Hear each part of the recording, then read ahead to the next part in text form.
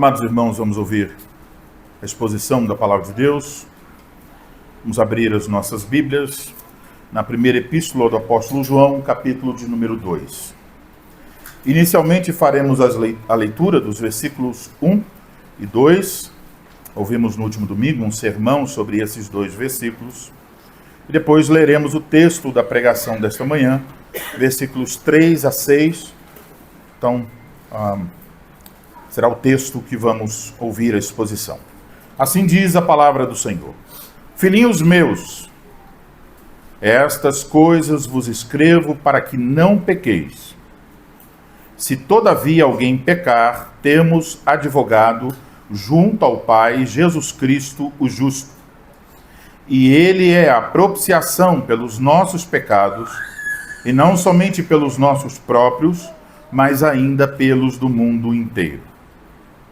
Agora, o texto da pregação desta manhã. Ora, sabemos que o temos conhecido por isto, se guardarmos os seus mandamentos. Aquele que diz, eu o conheço, e não guarda os seus mandamentos, é mentiroso e nele não está a verdade. Aquele, entretanto, que guarda a sua palavra, nele verdadeiramente tem sido aperfeiçoado o amor de Deus. Nisto sabemos que estamos nele. Aquele que diz que permanece nele, esse deve também andar assim como ele andou. Até aí a leitura da palavra do Senhor. Vamos orar. Ó Senhor Deus, Pai amado, glória, honra e louvor sejam dados sempre ao teu nome santo e maravilhoso.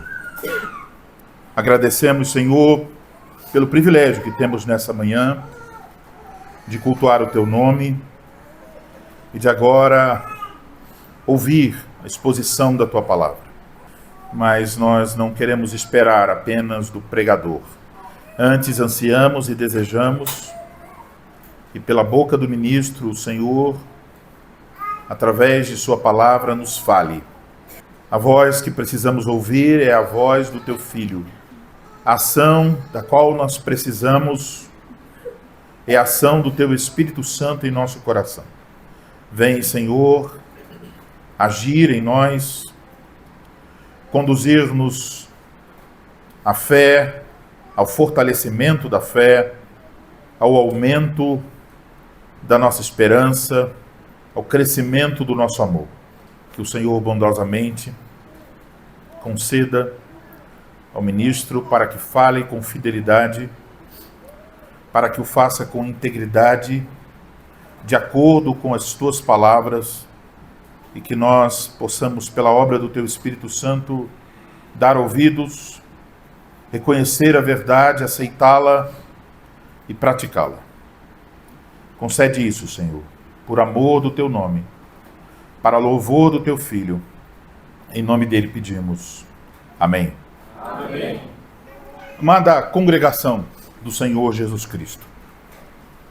Hoje, cerca de 30% da população brasileira se diz evangélica. E a cada ano essa porcentagem aumenta. Há emissoras de TV e rádio, editoras, políticos, ministro no STF, donos de grandes empresas, celebridades do mundo esportivo, do mundo artístico, e há, para o nosso espanto, até traficantes que se declaram evangélicos. Em algumas cidades, o número de igrejas é superior ao número de escolas e hospitais juntos.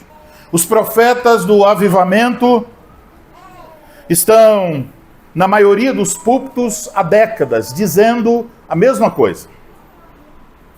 Este ano será o ano da virada. Este ano será o ano da vitória. Deus vai levantar uma geração de adoradores. Deus fará uma obra grande e tremenda no Brasil. O Brasil vai levar o evangelho ao mundo.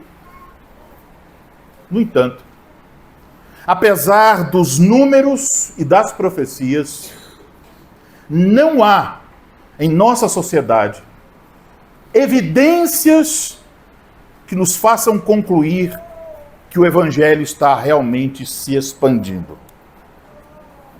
Não há sinais de transformação. Não há frutos que validem a aparência que nós encontramos em nossos dias. Há certamente mais dinheiro envolvido, mais poder político, mais líderes famosos, mais prédios maiores, multidões reunidas, ostentação e aparência. Mas a pergunta que fazemos é: onde estão os frutos do Evangelho? Facilmente você pode se deparar com alguém que faz parte dessas multidões, seguindo um apóstolo ou profeta que lhes anuncia constantemente bênçãos e vitórias.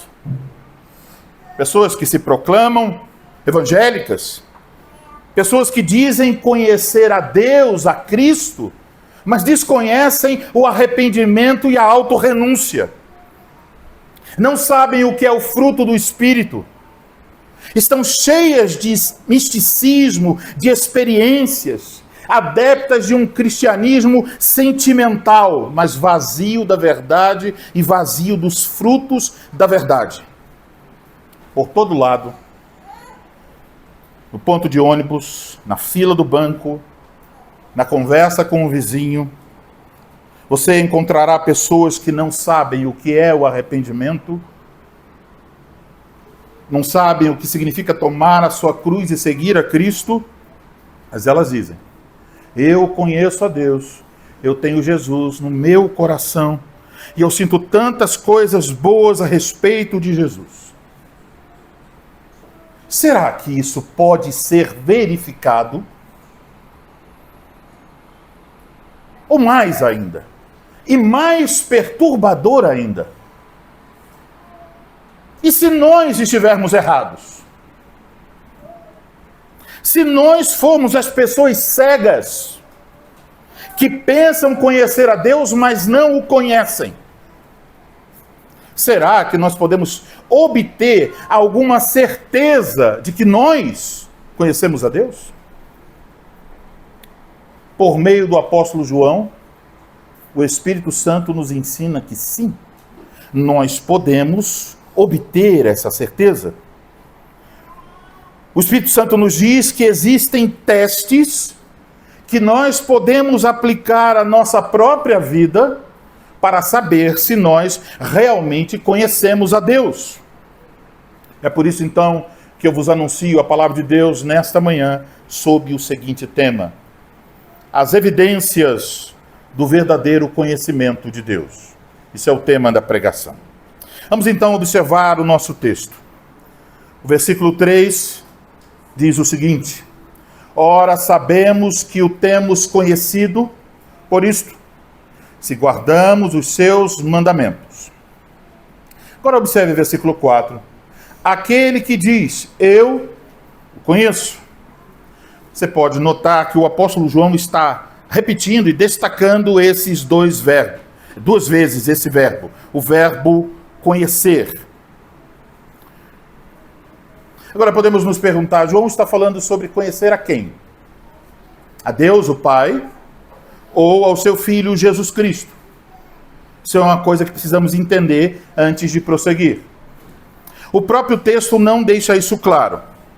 Mas quando nós olhamos o capítulo 1 como um todo, perceberemos que as reivindicações dos falsos mestres, as quais João refutou no capítulo 1, eram reivindicações a respeito de Deus. Veja versículos 5 e 6. Ora, a mensagem que da parte dele temos ouvido e vos anunciamos é esta: que Deus é luz e não há nele treva nenhuma. Se dissermos que mantemos comunhão com ele e andarmos nas trevas, mentimos e não praticamos a verdade. João está refutando uma reivindicação dos falsos mestres, de conhecer a Deus de andar com Deus, mas andando em trevas, enquanto Deus é luz, o que prova que eles estavam mentindo. Então, ao usar o verbo conhecer aqui em nosso texto, à luz do contexto, podemos concluir, João está se referindo ao conhecimento de Deus.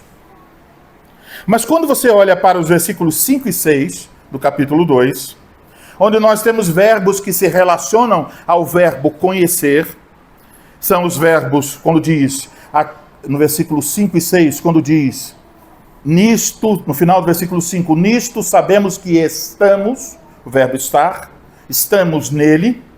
E depois, no versículo 6, aquele que diz que permanece nele, então o verbo permanecer, os dois verbos estar e permanecer estão relacionados ao verbo conhecer. Mas aqui nos versículos 5 e 6, fica mais claro a quem esses verbos se referem, porque diz, esse também deve andar, isso fala de um modo de vida, assim como ele andou. Então, quem é que andou entre nós? O Senhor Jesus Cristo. Então, para olhar de maneira geral, o conhecimento, versículos 3 e 4, é o conhecimento a respeito de Deus. O permanecer e estar é algo que está relacionado a Cristo Jesus. Entendendo isso, percebendo essas distinções em nosso texto, podemos ver que apesar do texto falar de Deus o Pai e do seu Filho Jesus Cristo, aqui nos versículos 3 e 4, então, é essa ênfase no conhecimento de Deus. Isso se encaixa, então, no contexto mais amplo da carta, que está lidando com as perturbações dos falsos mestres nas igrejas da Ásia Menor. O que esses falsos mestres estavam alegando? Eles estavam alegando possuir um conhecimento místico a respeito de Deus. Eles alegavam que a salvação estava vinculada a este conhecimento. E que você, se fosse uma pessoa daquele tempo, só poderia obter esse conhecimento no meio deles. Eles eram os detentores dos segredos de Deus. Então eles estavam alegando, nós conhecemos a Deus de um modo que vocês não conhecem. Vocês não têm as experiências que nós temos. Vocês não têm experimentado os sentidos, os sentimentos que nós temos experimentado. Vocês não têm visto as coisas secretas que Deus faz em nosso meio. Isso é a fala dos falsos mestres. Por isso João está falando do conhecimento verdadeiro de Deus em contraste a este falso conhecimento. João está destacando então nessa parte da carta que existe uma maneira de verificar se uma pessoa conhece ou não conhece a Deus. Ele começa então fazendo uma declaração positiva, no versículo 3. Ora, sabemos que o temos conhecido a Deus. Por isto, se guardarmos os seus mandamentos. Já sabemos. O conhecimento aqui é o conhecimento de Deus. Mas agora perguntamos, o que significa conhecer a Deus? Olhando para o contexto da carta como um todo, vamos ter a resposta. Para João, conhecer a Deus não se refere apenas a saber algo sobre Deus. Não é um conhecimento meramente intelectual sobre Deus. Não se refere a saber fatos sobre Ele ou sobre as suas obras. Não se refere à capacidade de reconhecê-lo, por exemplo, agindo em sua providência, na sua própria vida ou na vida de outra pessoa.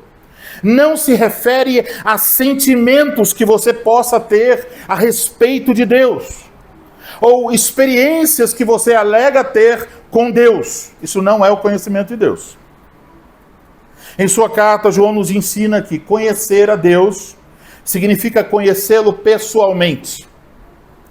No contexto da carta, isso significa ter comunhão com Deus. Capítulo 1, versículo 4 diz: estas coisas, pois, vos escrevemos para que a nossa alegria seja completa. No versículo 3, melhor dizendo, ora, a nossa comunhão é com o Pai e com o seu Filho, Jesus Cristo. Então é importante observar que, em vez de João nos apresentar a natureza desse conhecimento, em vez de chegar e dizer, olha, atenção, meus alunos, eu vou definir a vocês o que significa conhecer, vou apresentar uma definição do que significa conhecer a Deus. João não faz isso. Em vez de apresentar uma definição, João nos apresenta um teste prático. Entende isso? Isso faz diferença. Definições nós podemos discutir. O teste prático é objetivo. Ou ele está lá, ou não está. Ele diz que podemos saber se conhecemos a Deus, se pudermos ver os frutos desse conhecimento em nossas vidas. Ele nos ensina que conhecer a Deus tem como fator inseparável a obediência aos mandamentos de Deus.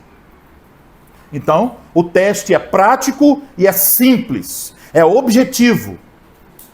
Agora, os mandamentos de Deus, observe que está no plural.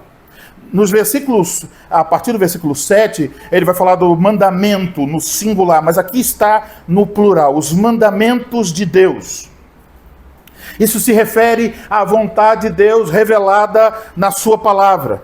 Isso inclui os 10 mandamentos, que, como sabemos, são resumidos em Mateus 22, 37 a 40. Em suma, os mandamentos de Deus requerem de nós que nós amemos a Deus e amemos o nosso próximo.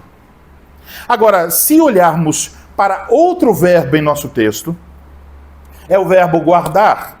Procure ele aí nos versículos 3 e 4. Você vai ver que João tanto fala de guardar os mandamentos de Deus, mas também no versículo 5 ele fala sobre guardar a palavra de Cristo.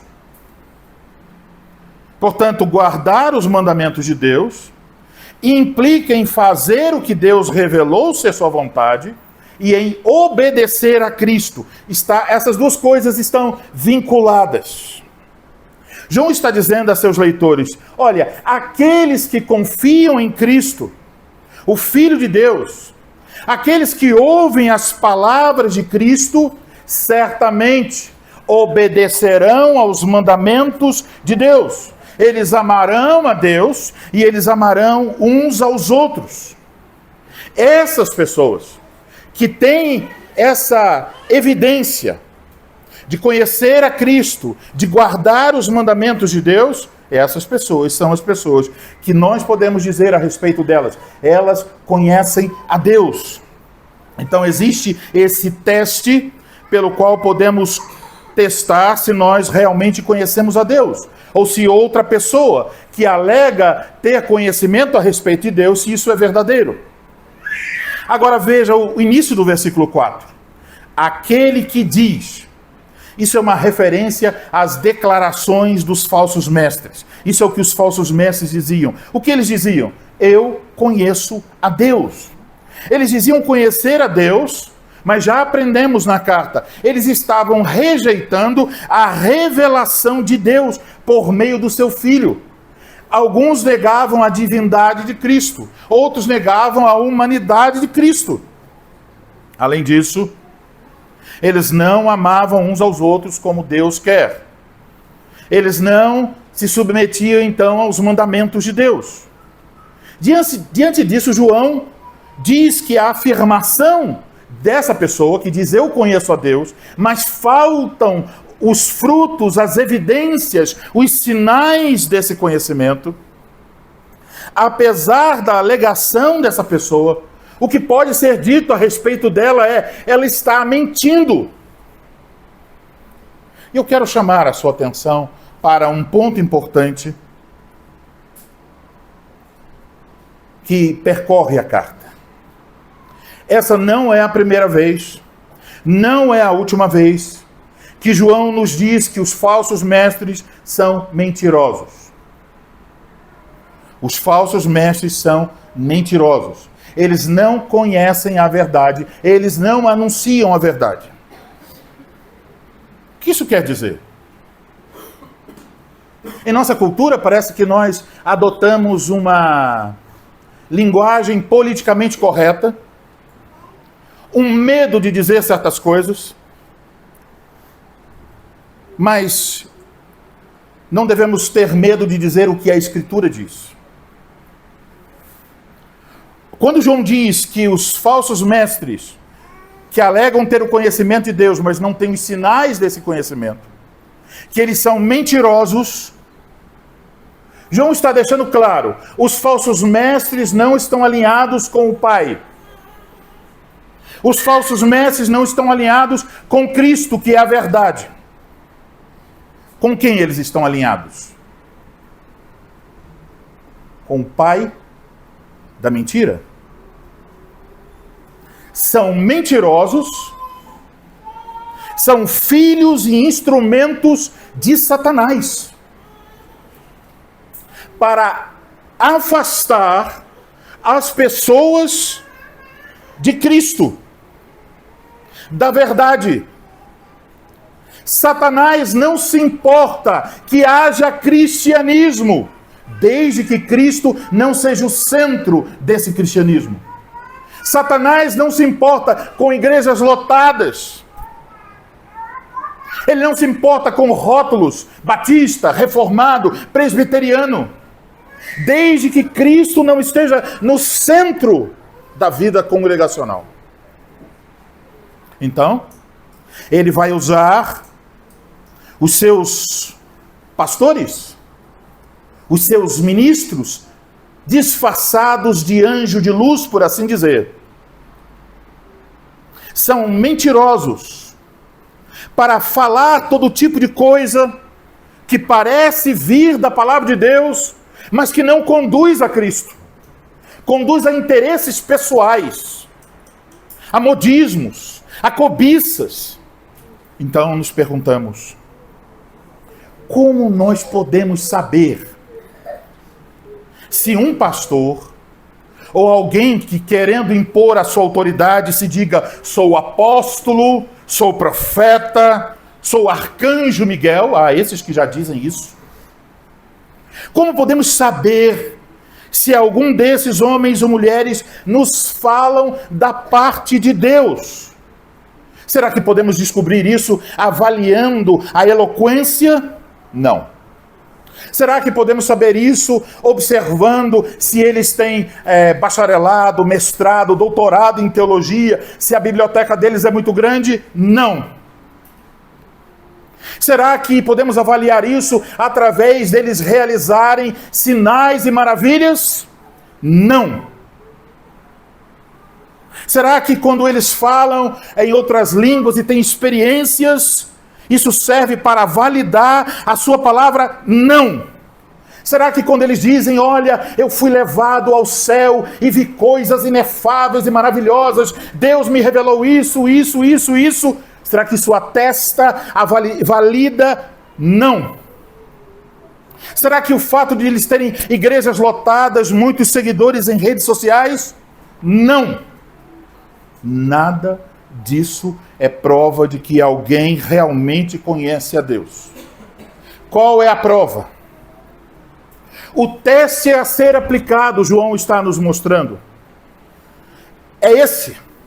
Que lugar Jesus Cristo ocupa na pregação e no ensino desse homem? Ele prega para exaltar a Cristo ou para chamar a atenção para si mesmo? Cada vez que eu ouço a pregação desse homem, eu passo a amar a Cristo, a renunciar a mim mesmo, a ter esperança nele, meu amor a Deus aumenta. Que lugar Cristo ocupa na vida do pregador? Há algum indício de que ele o ama? De que ele o deseja? Ou ele deseja a Cristo mais do que deseja reconhecimento, poder, dinheiro, seguidores, sucesso?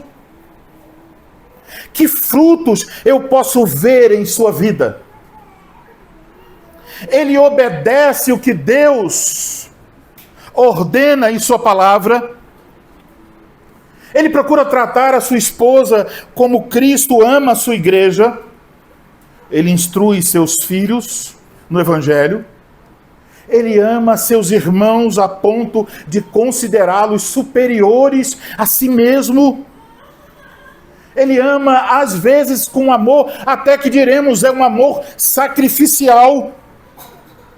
Ele procura imitar a Cristo em sua vida. Quando ele peca, ele se arrepende, ele confessa seus pecados, ele busca reconciliação, ele pede perdão. Jesus nos ensinou que nós podemos conhecer os falsos mestres pelos frutos que eles produzem.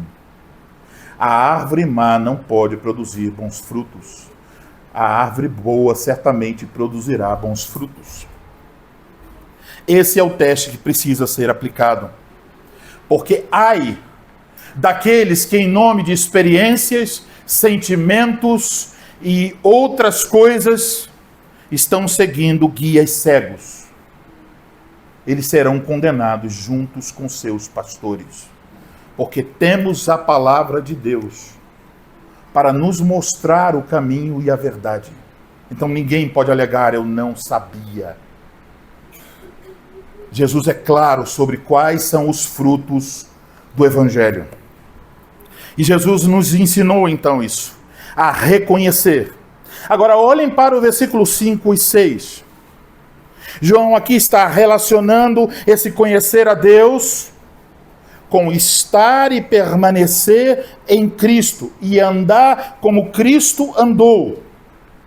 Estar e permanecer em Cristo refere-se a estar espiritualmente unido a Cristo pela fé.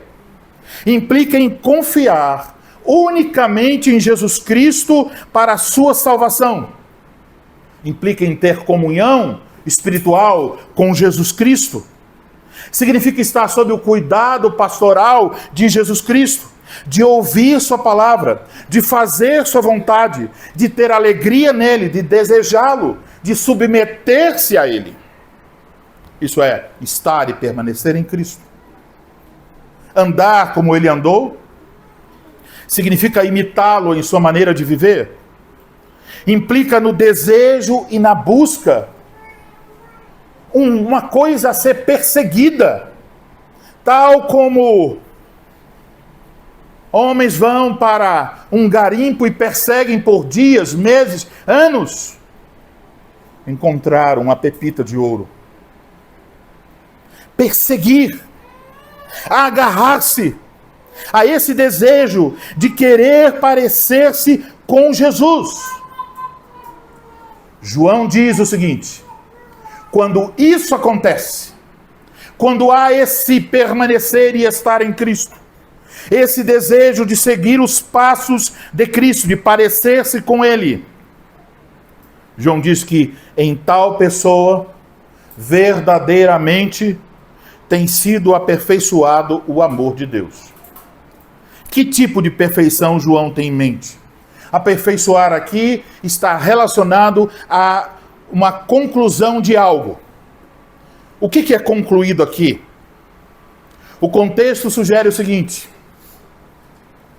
Deus revela seu amor para conosco. Ele o faz através de seu Filho Jesus Cristo, aquele que se fez propiciação pelos nossos pecados, aquele que se tornou advogado junto ao Pai a nosso favor. Deus revela então a nós, por Cristo, ao nos salvar por meio da obra de Cristo, da justiça de Cristo, Ele revela seu amor perfeito, seu amor santo, seu amor permanente.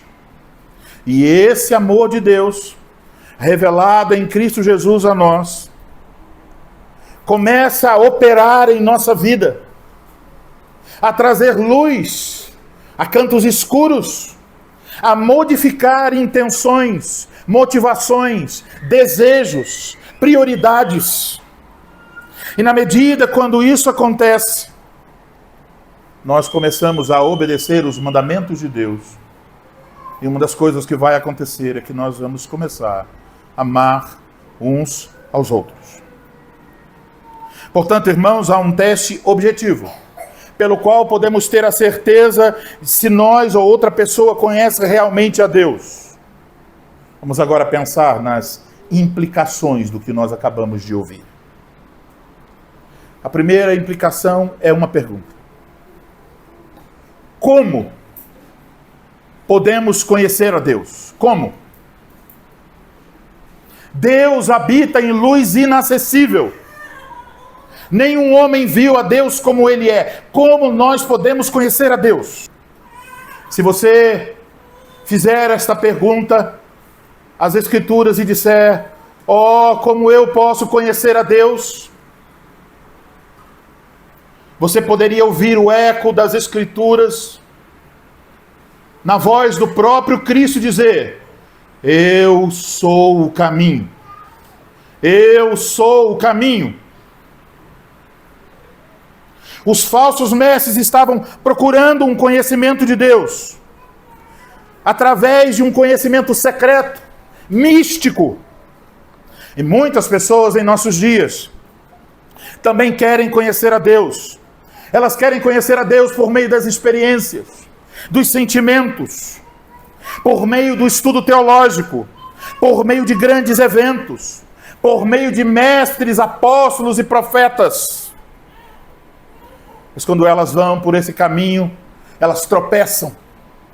Elas tropeçam na pedra angular.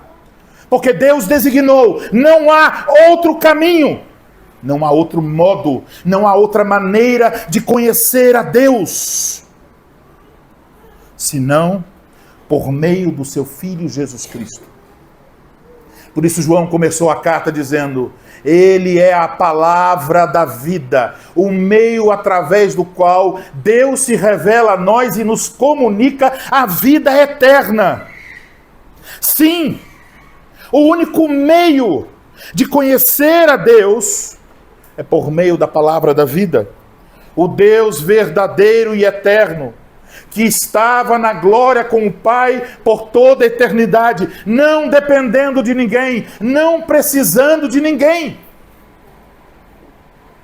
E esse Deus verdadeiro assumiu a natureza humana para que nós, pecadores, pudéssemos conhecer a Deus. Nós não podíamos criar a nossa própria Torre de Babel para, numa tentativa insana, chegar até os céus e conhecer a Deus. As nossas obras não servem. O nosso conhecimento não serve. Então, o que foi necessário? Deus mesmo veio do céu ao nosso encontro. Deus veio para as trevas, para fazer raiar a luz. Ele veio até a nossa morte, para vivificar-nos. Ele veio até a sujeira dos nossos pecados, para purificar os nossos corações. Ele veio até os nossos corações rebeldes e desobedientes, para nos reconciliar com Deus. E definitivamente, meus irmãos, entendam isso. O véu foi rasgado de cima para baixo. Não há mais separação. É possível conhecer a Deus. É possível se achegar a Deus com confiança. Podemos agora dizer: Pai nosso que estais nos céus. Então significa, se você está em Cristo Jesus, você está dentre um número muito específico de pessoas que já existiram, existem agora e existirão depois, que pode dizer com veracidade, e somente esses que estão em Cristo poderão dizer tais palavras: eu, pela graça de Deus, conheço a Deus. Eu conheço a Deus. Todos os ministros do diabo vão apresentar um caminho a Deus sem Cristo. Mas não há verdadeiro conhecimento de Deus sem Jesus. Para desfrutar esse conhecimento, essa comunhão real, para provar os favos doces do seu amor. Você não precisa comprar um tipo de amuleto, uma rosa, alguma coisa ungida, uma água de Israel, uma pedra do Monte Moriá. Não. Você não precisa cumprir uma regra inventada por homens. Você não precisa se tornar seguidor de um apóstolo ou de um profeta. Você precisa apenas confessar os seus pecados e correr para Cristo e dizer: Salvador meu e Deus meu, salva-me. Ele é suficiente para purificar com o seu sangue a multidão dos seus pecados e dos meus pecados. A palavra dele vivifica. Então você pode desfrutar desse conhecimento. Você pode deixar que a luz desse relacionamento com Deus ilumine os cantos mais obscuros de sua casa interior, os cantos mais escuros de sua família, de seus relacionamentos, de seus pensamentos, de suas ações. Ah, amados irmãos, um caminho para a vida, um caminho para a verdadeira felicidade, um caminho para a comunhão com Deus, e o nome dele é Jesus Cristo, o Filho de Deus. Então a pergunta é esta, da qual eu espero que você não saia daqui sem respondê-la. Você pertence a Cristo? Você é dele? Você pode dizer com toda certeza do seu coração: não tenho dúvidas, eu já sou salvo em Cristo Jesus. A justiça dele já está revestindo a minha vida perfeitamente. Você pode dizer a respeito dele: ele é meu Senhor, ele é meu Salvador, ele é meu Rei, meu Supremo Pastor. Se você disser isto, se isso for verdade, então todos os anjos no céu dirão: eis aqui alguém que conhece a Deus.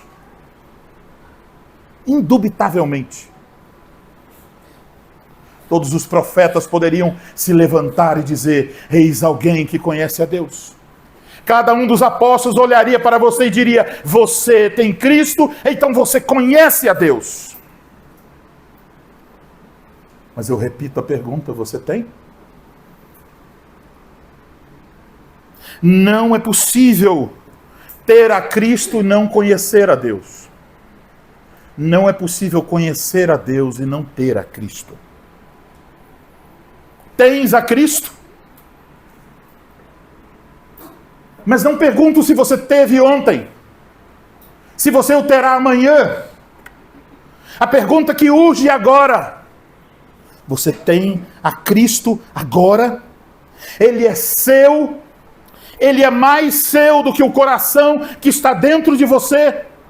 Se ele aparecesse aqui agora, ele diria e olharia para você e diria: meu irmão, minha irmã, benditos do meu Pai.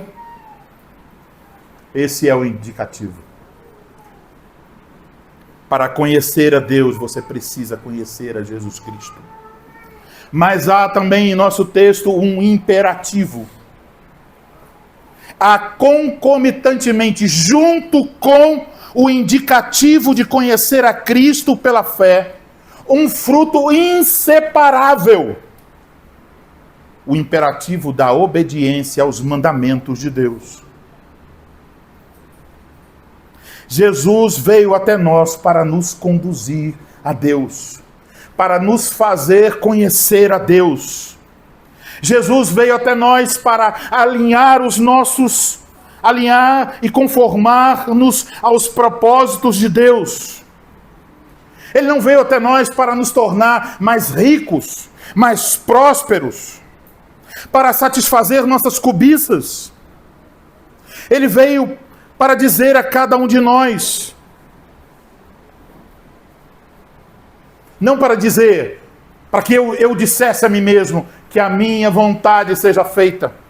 Ele veio para me levar a dizer: Pai nosso que estás nos céus, seja feita a tua vontade, assim na terra como no céu. Cristo muda o coração. E quando Cristo muda o coração, então não haverá lugar para morte, estupidez, trevas, orgulho, depravação. Ele muda o coração para amarmos a Deus, para ansiarmos como a coisa mais importante, como o objetivo mais supremo de nossa vida, fazer a vontade de Deus em todas as coisas. Em outras palavras, Cristo nos conduz ao caminho que Ele mesmo trilhou. Por isso João diz, andar como Ele andou. O caminho de guardar os mandamentos de Deus. Esses mandamentos não são secretos. Não são algo conhecido por um pequeno grupo de pessoas. Eles estão por toda a Escritura. E na nova aliança, o Espírito Santo diz que eles estão também dentro do nosso coração. Eis o que os mandamentos de Deus nos dizem: amai a Deus, amai o próximo. Você não consegue entender isso? É claro que sim. Mas o que você precisa entender, isso não é opcional. Não é como você vai até uma loja e diz, olha, eu quero comprar o celular tal, e a pessoa traz, e ele então diz, olha, mas tem os itens adicionais. Você pode comprar a capinha, a película, mas isso, mas aquilo outro, o aplicativo tal, o sistema tal, você pode colocar também um plano, banda de não sei quantos gigas, e ela oferece os adicionais. Você leva os adicionais se quiser, porque custa mais caro. Mas aqui está algo que não é adicional, que não é opcional. Não se trata de você dizer, seguirei a Cristo, mas essa parte eu não quero. Não! Se você conhece a Deus, se você permanece em Cristo, isso está em sua vida, está entranhado em sua alma. Há um grito interior dizendo, eu quero fazer a vontade de Deus. E eis o que os mandamentos nos dizem. Se você não conhece esse amor, então, se você não sabe o deleite de amar a Deus, se você não sabe o que significa amar as outras pessoas que vão além da sua família, eu vou dar a você uma triste notícia. Você não conhece a Deus e não está em Cristo. Uma pessoa pode ter muitas experiências com Deus, pode ter feito muitas obras, pode ter lido a Bíblia muitas vezes, pode ter estudado muitos livros de teologia e feito muitos cursos, pode até ser que realizou milagres, apresentou maravilhas. Mas se você não tem essa evidência, se você não ama o seu próximo, o Espírito Santo diz hoje a você para que você se arrependa. Se você não tem o fruto, se não há evidência em sua vida, eis o que diz Deus: você não conhece a Deus, você não está em Cristo. Ah, pastor, eu tenho 20 anos de igreja, eu tenho 30 anos de igreja. E se eu mesmo dissesse agora, Senhor, eu sou pastor há 20 anos, e Cristo dissesse, tem evidências? E eu dissesse, não. Cristo diria a esse pastor, a esse homem com 20 anos de pastorado, você não me conhece ainda, Elianai. Vocês percebem, meus irmãos? Uma pessoa pode ensinar, pode pregar, pode realizar milagres, pode ter experiências, pode ter sentimentos profundos, pode chorar. Mas se você não ama o seu próximo, você não conhece a Deus. Não sabe quem é Jesus. E o pior de tudo, você está completamente perdido ou perdida. Entenda bem, o Evangelho não é uma droga. que alguém usa.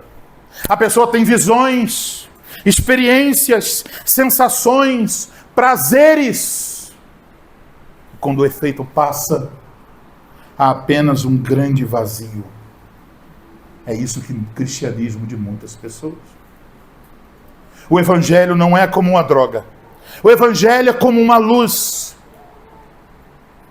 que dissipa as trevas, que promove uma mudança, que faz com que nós saiamos do centro da nossa própria vida e coloca no centro o próprio Jesus Cristo, que ao assumir o controle de nossas vidas, faz com que nós olhemos não para dentro de nós mesmos, não somente para o céu, mas principalmente para os lados.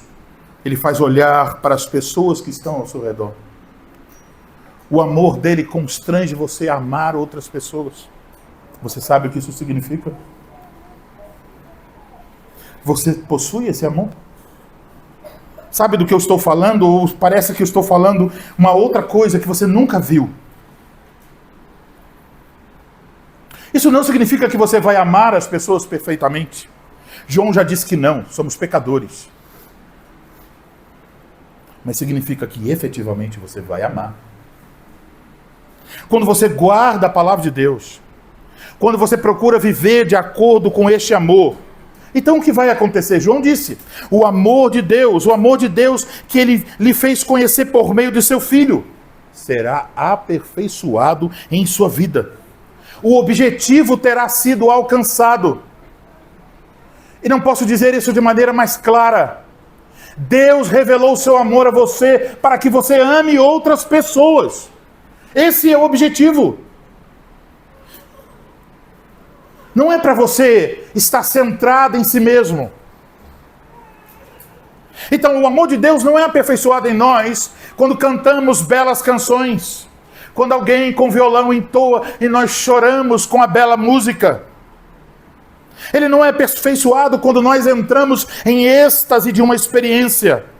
O amor de Deus chega ao seu propósito quando nós amamos uns aos outros. Então vocês querem saber o que significa essa palavra? Nele verdadeiramente tem sido aperfeiçoado o amor de Deus. Ame seus irmãos. Comece por dentro de sua casa, as pessoas mais próximas. Ame seu esposo, ame sua esposa, ame seus filhos. Ame seus irmãos na congregação, ame seus vizinhos, seus parentes, seus colegas de trabalho. Ame. Comece por sua casa. Comece amando sua esposa e seus filhos com amor sacrificial, com gentileza, com bondade, de forma incondicional, real, prática, santa, verdadeira. Quando puder ver esse amor crescendo em você, constrangendo você a arrumar a casa para sua mãe cansada. Quando você, filho, filha, estiver fazendo isso por sua mãe, dizendo, minha mãe está cansada, eu vou lavar a louça, eu vou varrer a casa, eu vou fazer o que ela iria fazer para que ela descanse. Quando você estiver fazendo isso, o amor de Deus estará sendo aperfeiçoado em você. Aí, nesse momento, quando você estiver respeitando amavelmente seu marido que chegou irritado do trabalho, quando o marido estiver sacrificialmente cuidando de sua esposa imperfeita, então você poderá ter a certeza, Deus se revelou a mim para que eu fizesse coisas que por mim eu nunca faria. Quando você puder ver o fruto desse amor brotando, você poderá dizer com toda a certeza, eu conheço a Deus e eu sei quem Jesus Cristo é. Quando você puder dizer, eu estou imitando o meu Senhor, o meu Salvador, eu estou interessado em me tornar como Ele. Me interessa saber como ele andou. Eu quero andar como ele. A certeza desse conhecimento de Deus não virá por você fazer essas coisas de maneira perfeita. Porque se assim fosse, nenhum de nós poderia fazê-las. Nenhum de nós poderia ter certeza nenhuma. A certeza não está na perfeição de realizar essas coisas, mas está em realizá-las em Cristo Jesus, seu Senhor e Salvador. Está na certeza quando você vê e diz: agora eu fiz uma coisinha tão pequena, mas foi o que Jesus fez. E você poder ver crescer dentro de você o interesse, o desejo na direção de parecer-se com Cristo.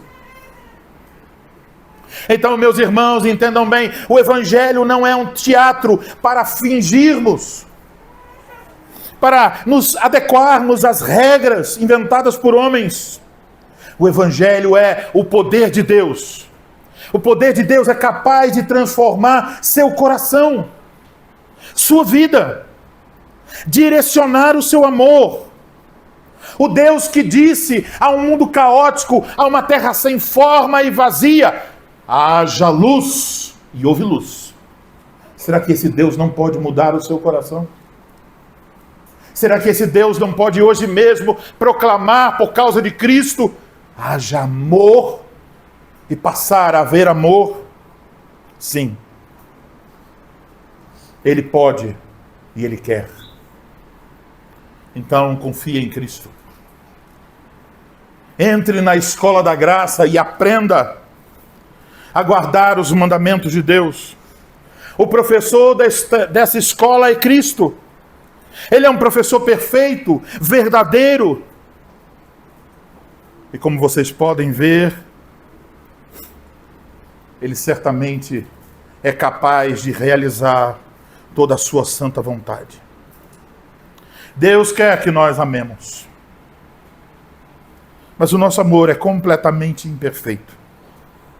E é por isso que nós devemos olhar de novo para os versículos anteriores e perceber agora quanto nós precisamos do nosso advogado. Quanto nós precisamos recorrer ao sangue da propiciação. Quanto nós precisamos da justiça de Cristo. Eu e você ainda pecaremos um contra os outros. Eu ainda vou dizer a vocês coisas que vão magoar vocês, que vão entristecer vocês. Eu ainda farei brincadeiras que não serão edificantes. Talvez eu ainda fale mal de vocês. Reclame, murmure contra vocês. Vocês contra mim. Vocês uns contra os outros. Isso é tão feio. Mas é a mais pura verdade a respeito do nosso coração. Mas, meus irmãos, aí está a fonte da graça. O sangue de Jesus Cristo nos purifica de todos os nossos pecados. Você crê nisso? Você crê nisso? Então não se trata de experimentar relacionamentos perfeitos, mas se trata de experimentar relacionamentos purificados pelo sangue de Jesus Cristo. Então Cristo não é só nosso exemplo, Cristo também é nosso advogado. Se você quer viver a vida cristã, olhe para Ele. Imite a Cristo. Confie em Cristo. Aprenda com Cristo. Todos os dias, quando você acordar, se pergunte: o que eu posso aprender hoje com meu Salvador? Como eu posso me tornar mais parecido com Ele? E assim, o amor de Deus será aperfeiçoado em você. Amém. Amém.